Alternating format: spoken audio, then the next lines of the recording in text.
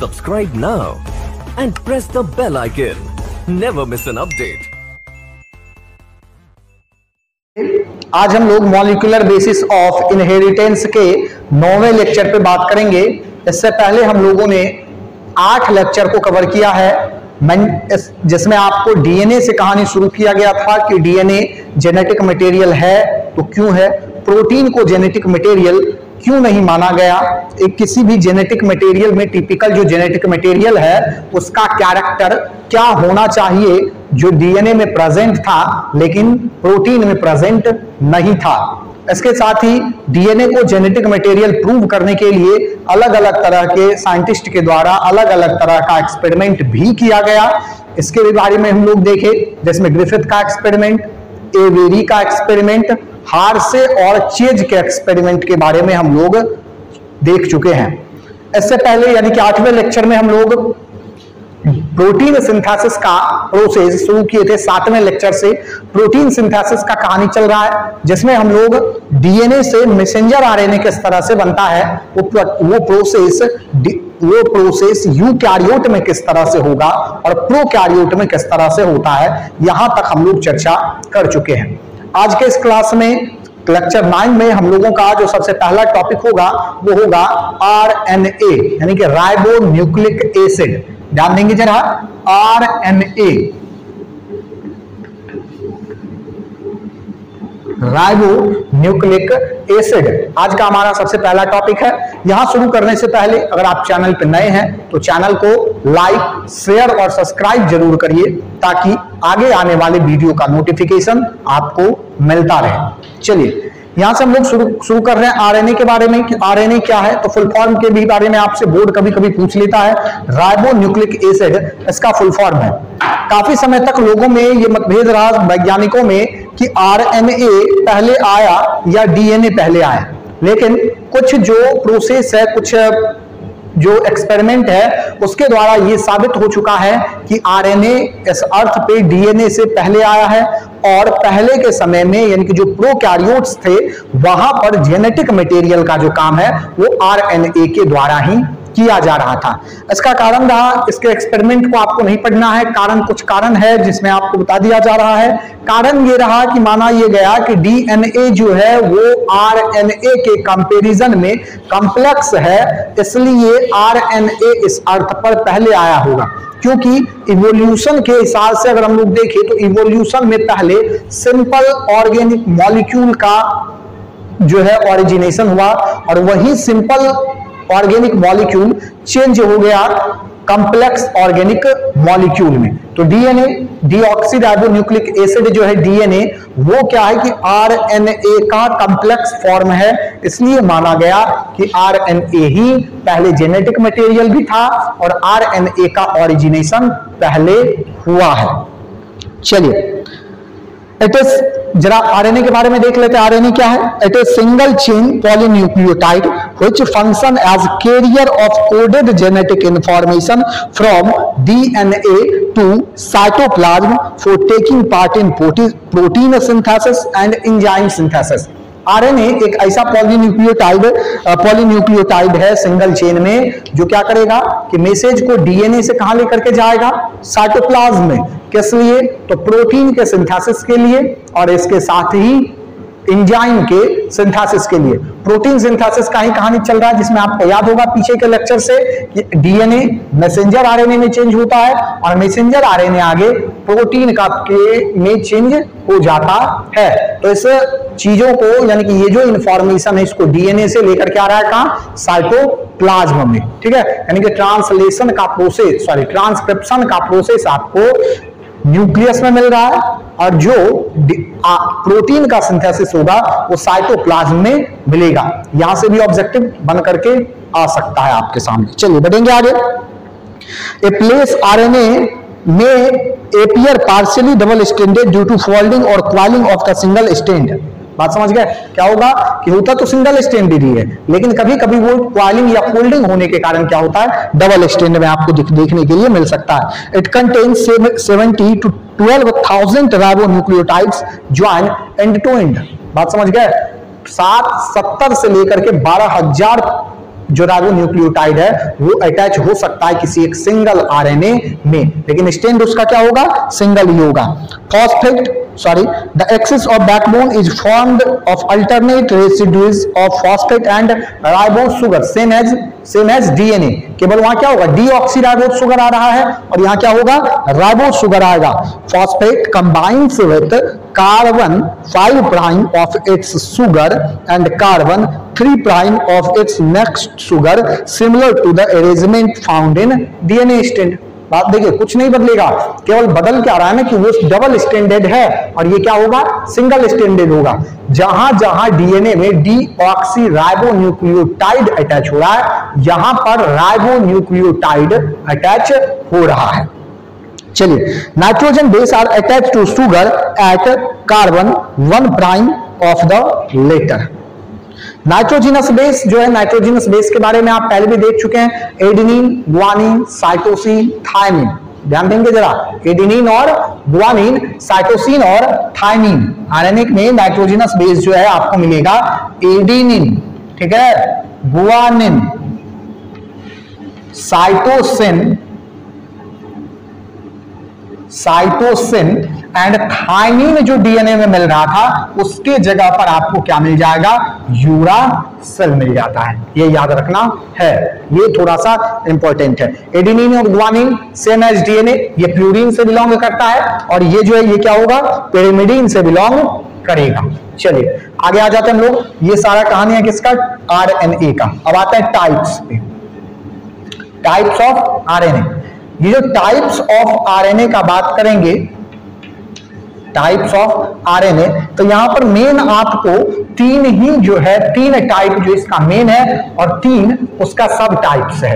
आप समझ गए, और वो भी मेन टाइप्स मतलब आरएनए का टाइप्स है, लेकिन उसका पार्टिसिपेशन उतना ज्यादा नहीं होता है। चलिए क्या सब है, तो सबसे पहला आपको मिलेगा राइबोसोमल आरएनए, नंबर 1 में मिलता है राइबोसोमल आरएनए।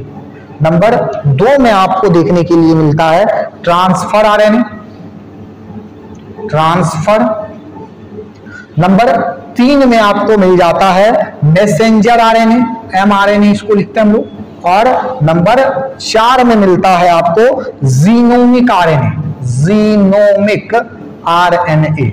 नंबर 5 में आपको जो है मिलता है small nuclear RNA, small nuclear RNA. और नंबर 6 में आपको देखने के लिए मिलता है small cytoplasmic RNA, small cytoplasmic.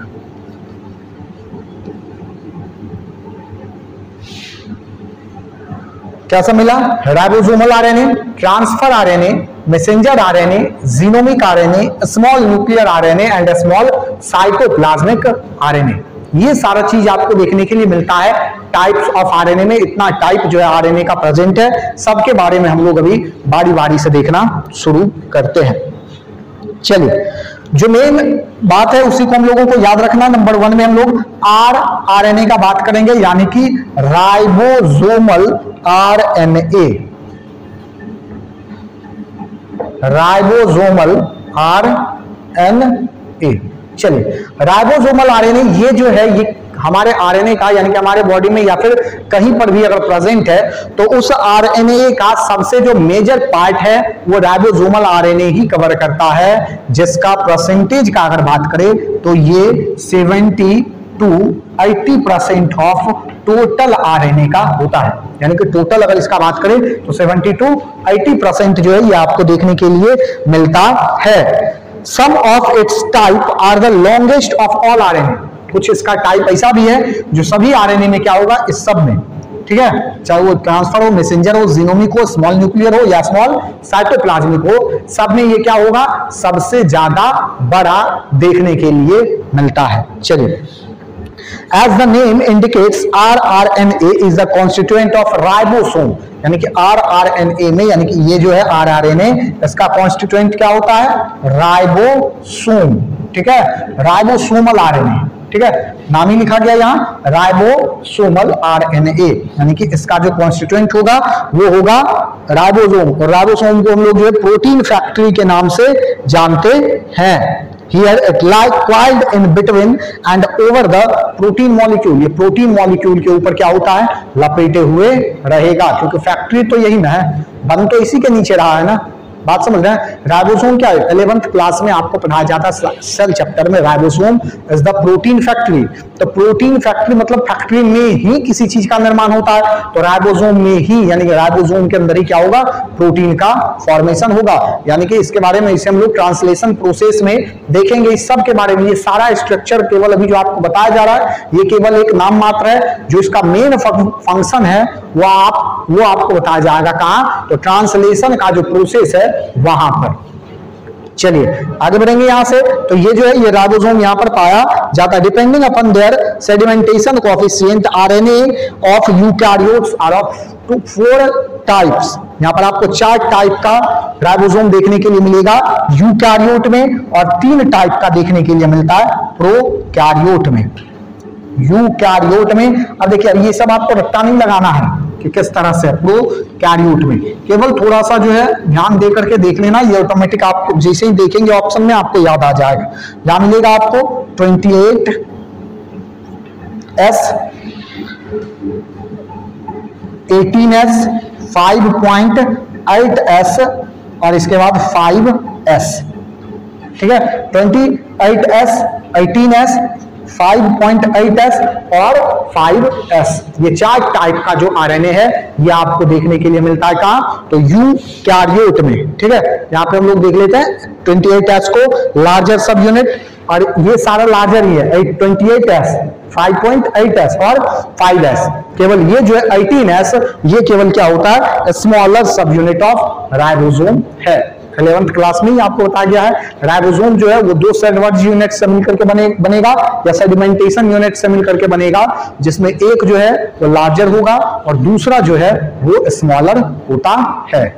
चलिए पढ़े थे, चलिए आगे बढ़ेंगे। यहां पर प्रोकैरियोट, जो प्रोकैरियोट है ये क्या होता है, तो यहां हम लोगों को मिलेगा यूकैरियोट वाला। अब हम लोग प्रोकैरियोट के टाइप का अगर बात करें कि प्रोकैरियोट में क्या सब है, तो प्रोकैरियोट में आपको मिलता है 23S, 18S और इसके बाद 5S। ये 3 टाइप का जो है प्रोकैरियोट में आपको आरएनए, यानी कि आरएनए मतलब राइबोसोमल आरएनए आपको देखने के लिए मिलता है। चलिए आगे बढ़ेंगे और नंबर दूसरे पे आएंगे हम लोग, और दूसरा नंबर हमारे पास है क्या, transfer RNA. Transfer RNA, tRNA short form लिखा जा रहा है सबका, इसको भी आपको ध्यान में रखना है। ट्रांसफर आरएनए का अगर हम लोग बात करें तो ये टोटल आरएनए का लगभग 15 से 18% के आसपास हो सकता है, 15 to 18%। It also called soluble और sRNA in which it was known before discovery of genetic code. देखिए जेनेटिक कोड के डिस्कवर से पहले, आगे आने वाले क्लास में हम लोग जेनेटिक कोड को भी डिस्कस करेंगे। जेनेटिक कोड के डिस्कवरी से पहले क्या होता था कि इस आरएनए का जब स्टडी किया गया तो देखा गया कि ये वाटर के साथ, वाटर में क्या है कि सोल्यूबल है, इसलिए इसका नाम पड़ गया क्या, सोल्यूबल आरएनए। चलिए There are over 100 types of transfer RNA. Transfer RNA का 100 से अधिक टाइप प्रेजेंट है, लेकिन उस टाइप्स के बारे में आपको फिर नहीं जानना है। चलिए transfer RNA constituent 15% of total RNA. It is the smallest RNA. अब देखिए ये था लॉन्गेस्ट वाला और ये क्या हो गया, स्मॉलेस्ट। यही सब आपसे पूछा जाता है, इस सबको आपको याद ही करना पड़ेगा, ठीक है ना। तो ये क्या हो गया, स्मॉलेस्ट आरएनए जो है इसको कहा जाता है 73 to 93 न्यूक्लियोटाइड सीक्वेंस क्या होगा, मिल करके इस आरएनए का फॉर्मेशन करता है, ट्रांसफर आरएनए का। The nitrogenous base of several of its nucleotide gets modified। इसका न्यूक्लियोटाइड अलग अलग तरह से मॉडिफाई हो सकता है, जिसमें से आपको स्यूडो यूरिडीन, डाइहाइड्रोयूरिडीन, आइनोसिन और राइबोथाइमिडीन, अलग अलग तरह का न्यूक्लियोटाइड मॉडिफिकेशन के बाद आपको मिल सकता है। There is coiling of single stranded RNA into L shape. 3D में एल शेप होगा, जो क्लग के द्वारा ढूंढा गया था इसका स्ट्रक्चर, और दूसरा जो है हॉली के द्वारा लीफ क्लोवर मॉडल या क्लोवर लाइक मॉडल या क्लोवर लीफ मॉडल के नाम से जाना जाता है। About half of nucleotide are base paired to produced paired stem. ध्यान देंगे जरा, अगर ट्रांसफर आरएनए के स्ट्रक्चर का बात करें तो आपको कुछ इस तरह का स्ट्रक्चर देखने के लिए मिलता है।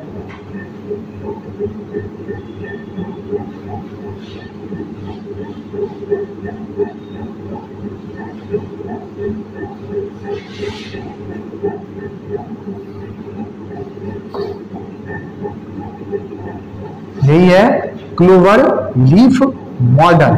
ठीक है, क्या ये क्लोवर लीफ मॉडल जो हॉली के द्वारा ढूंढा गया था। इसमें अलग अलग तरह का सीक्वेंस आपको देखने के लिए मिलता है।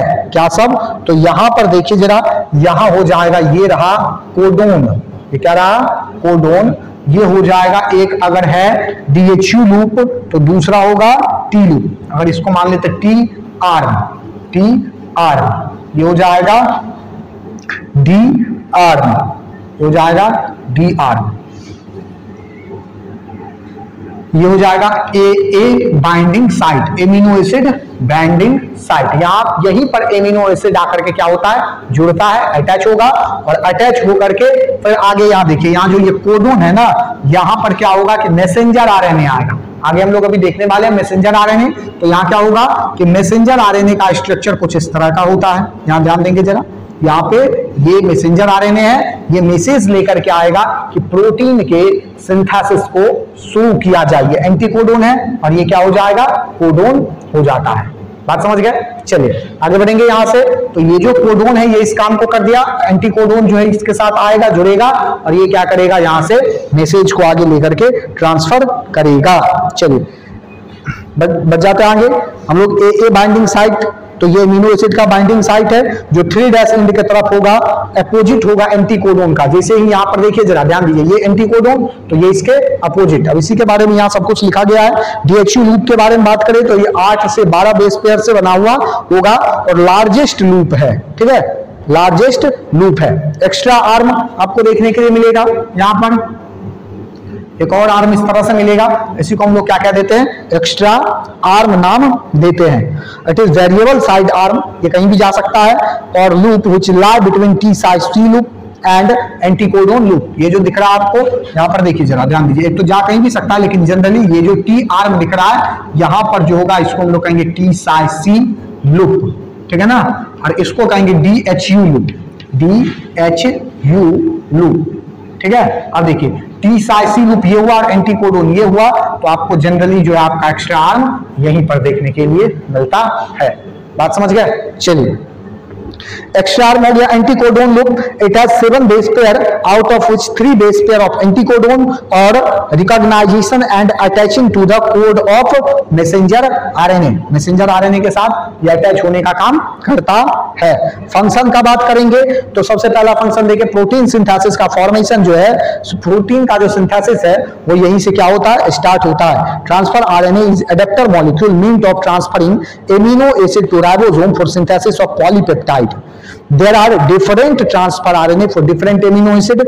Some amino acid can be picked up by 2 to 6 transfer RNA. These place a specific amino acid at particular point. ध्यान देंगे, यही सब इसका कुछ इंपॉर्टेंट, मतलब इंपॉर्टेंट क्या मेन जो आपको याद रखना है ना, वो ये याद रखना है कि ट्रांसफर आरएनए एडेप्टर मॉलिक्यूल है जो एमिनो एसिड को प्रोटीन सिंथेसिस के लिए ले करके आता है।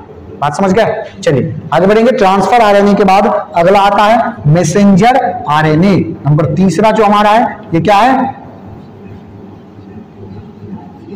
Messenger RNA. चलिए मैसेंजर आरएनए का बात करेंगे। नाम से ही लग रहा है कि मैसेज यानी कि संदेश को लेकर के क्या करता होगा? एक जगह से दूसरी जगह जाता होगा। मैसेज को लेकर के जाता है, तो इसीलिए इसको क्या कह देते हैं? Messenger RNA. It is long RNA which constitute 2 to 5% of total RNA content of the cell. Percentage कितना? 2 to 5% मात्र। 2 से 5% जो है इसका परसेंटेज यहां पर पाया जाता है। It brings instruction from DNA to formation of particular type of polypeptide. Polypeptide के लिए जो मैसेज चाहिए उसको लेकर के आने का काम कौन करता है? तो मैसेंजर आरएनए करता है। इट आल्सो कॉल्ड इन्फॉर्मेशनल और जेनेटिक आरएनए। बात समझ गए? The instruction are present in the base sequence of its nucleotides, यानी कि मैसेंजर आरएनए के ही न्यूक्लियोटाइड सीक्वेंस में क्या होता है? ये मैसेज छुपा हुआ होता है कि कब, कितना और कैसे पॉलीन्यूक्लियोटाइड का फॉर्मेशन करना है। चलिए, it is also called genetic code. 3 adjacent nitrogenous base specify a particular amino acid. ये सारा बात आपको जेनेटिक कोड जब बताया जाएगा तो आपको बताया जाएगा कि 3 ही नाइट्रोजनस बेस आकर के शुरुआत भी करेगा। 3 नाइट्रोजनस बेस आएगा एक साथ, एंटीकोडोन और कोडोन के साथ जुड़ेगा, अटैच होगा और ये यहां से फॉर्मेशन शुरू करेगा प्रोटीन के सिंथेसिस का।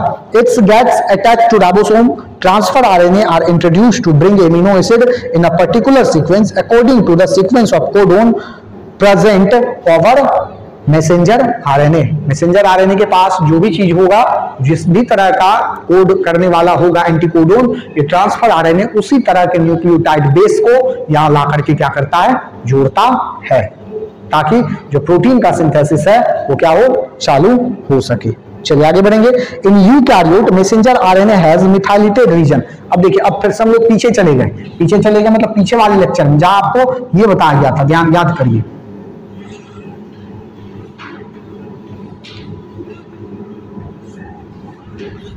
ये था 5' एंड ये था 3' एंड। देखिए ध्यान दीजिए, यहां पर हुआ था कैपिंग, ठीक है, जिसके कारण क्या हुआ था कि 5' एंड पे हो गया था कैपिंग, ताकि क्या हो? न्यूक्लियेजेस का इफेक्ट इसके ऊपर नहीं हो। मिथा याद है पीछे वाले क्लास में कैपिंग बताया गया था, टेलिंग बताया गया था, ये लाइगेशन बताया गया था। ये सारा चीज जो है यहां पर होगा। तो 5' एंड पर ये आकर के ये काम करता है। Eukaryote 5 terminus it function as cap for attachment with ribosome. यही कैप जो है ये क्या होगा? अब राइबोसोम के साथ जो है क्या होता है? अटैच होता है।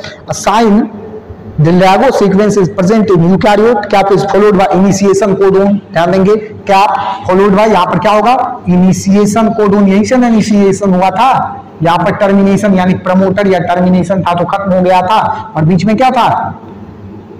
बीच में था आपका coding sequence, coding region. Coding region, ये रहा कोडिंग रीजन, ये था इनिशिएशन और ये था टर्मिनेशन।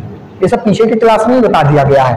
अब यहां से क्या होगा? इनिशिएशन के बाद ध्यान देंगे जरा, initiation region, then there is coding region followed by termination codon UAA, UAG या UGA। टर्मिनेशन जैसे ही बेस पेयर ये मिलेगा UAA, UAG, UAA, UAG और UGA।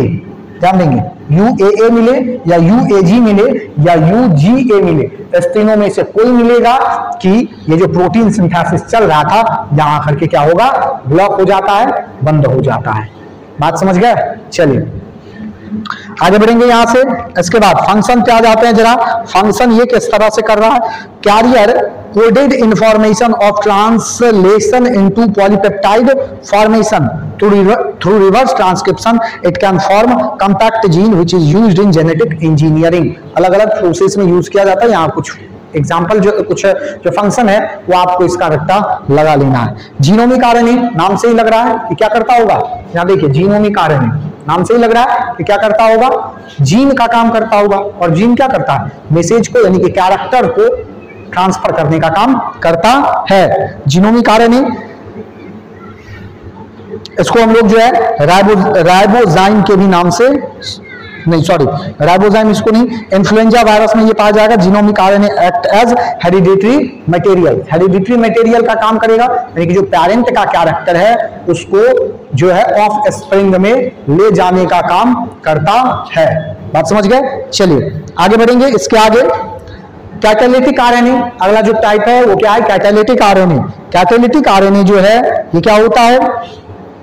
इसको राइबोजाइम कहा जाता है और ये सबसे पहले नॉलर at all found polypeptide transfer of ribosomal RNA. चलिए इसके बाद आते हैं हम लोग कहां? Small nuclear RNA.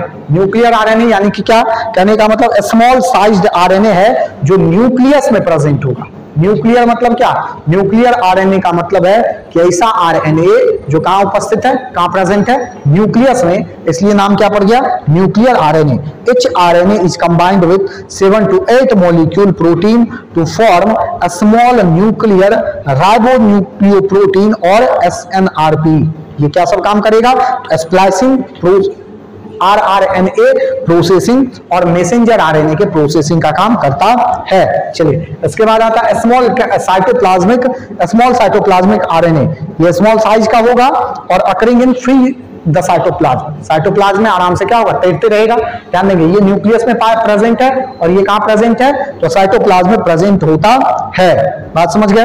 It help in taking and binding a ribosome to endoplasmic reticulum for producing secretory protein. यानी कि इसका काम क्या होगा कि ये राइबोसोम के साथ एंडोप्लाज्मिक रेटिकुलम में अटैच होगा और अटैच होने के साथ जो है ये क्या होता है, इसका काम होगा कि सेक्रेटरी प्रोटीन के फॉर्मेशन का, यानी कि प्रोटीन के फॉर्मेशन का जो काम है ये करते रहता है। बात समझ गए। तो यही कहानी है हमारे आरएनए का कि आरएनए, ये देखिए यहां पर जो आपको बताया गया है, ये कोई इसका डिटेल जो आपको बताया गया, इसमें से कुछ भी चीज रट्टा नहीं लगाना है। आप मेन इसका परसेंटेज याद रख लेंगे, फंक्शन याद रख लेंगे। दो मेन जो है परसेंटेज और फंक्शन, कौन सा छोटा है कौन सा बड़ा है। बात समझ गए। बस ये जो है आपको याद रखना है। आगे आने वाले क्लास में हम लोग यहां से आगे बढ़ेंगे और जेनेटिक कोड के बारे में देखेंगे, जो काफी ज्यादा इंपॉर्टेंट आपके लिए होगा। और जेनेटिक कोड को देखने के बाद हम लोग उससे आगे बढ़ेंगे ट्रांसलेशन में। यानी कि हम लोग अभी प्रोटीन सिंथेसिस में कहां आकर के रुके हैं। अगर हम लोग प्रोटीन सिंथेसिस का बात करें तो डीएनए से मैसेंजर आरएनए बना करके रुके हुए हैं। 7वें लेक्चर में जो हमारा टॉपिक था वो था प्रोटीन सिंथेसिस। 8वें लेक्चर में हम लोग क्या बात किए, 7वें लेक्चर में प्रोकैरियोट में किस तरह से ट्रांसलेशन होगा, डीएनए से मैसेंजर आरएनए कैसे बनेगा, इसके बारे में देखे। 8वें लेक्चर में यूकैरियोट में ये प्रोसेस किस तरह से होता है उसके बारे में देखे। आज 9वें लेक्चर में हम लोग आरएनए के स्ट्रक्चर के बारे में देख चुके हैं। आगे आने वाले लेक्चर में जेनेटिक कोड के बारे में बात कर लेंगे और तब इसके बाद जो स्टेज होगा, अगला जो लेक्चर होगा, उसमें आपको ट्रांसलेशन के बारे में बताया जाएगा। यानी कि मैसेंजर आरएनए के फॉर्मेशन के बाद किस तरह से जेनेटिक कोड आगे फॉर्मेशन करेगा प्रोटीन का, इस मशीनरी के बारे में हम लोग स्टडी करेंगे। आज के सभा को हम लोग यही खत्म करेंगे। मिलेंगे फिर से कल आगे के लेक्चर में 10वें लेक्चर के साथ। तब आज के लिए इतना ही। तब तक के लिए जय हिंद, जय भारत।